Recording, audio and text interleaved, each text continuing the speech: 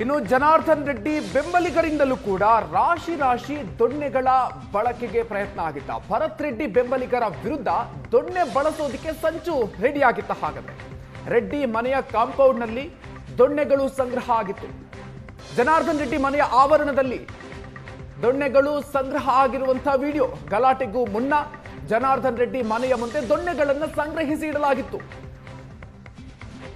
ಜನಾರ್ದನ್ ರೆಡ್ಡಿ ಬೆಂಬಲಿಗರು ಕೂಡ ಅಸ್ತ್ರವನ್ನ ರೆಡಿ ಮಾಡಿಕೊಂಡಿದ್ರ. ಹಾಗಾದ್ರೆ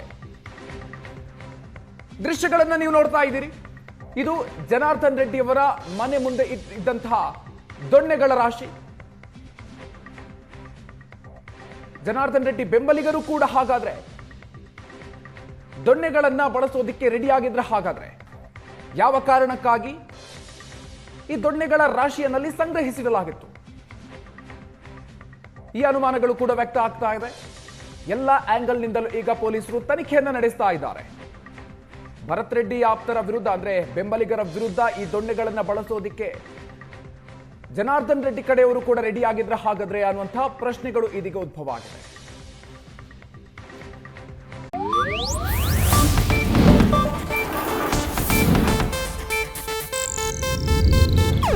ಇದು ಏಷ್ಯಾನೆಟ್ ನ್ಯೂಸ್ ನೆಟ್ವರ್ಕ್ ಪ್ರಸ್ತುತಿ.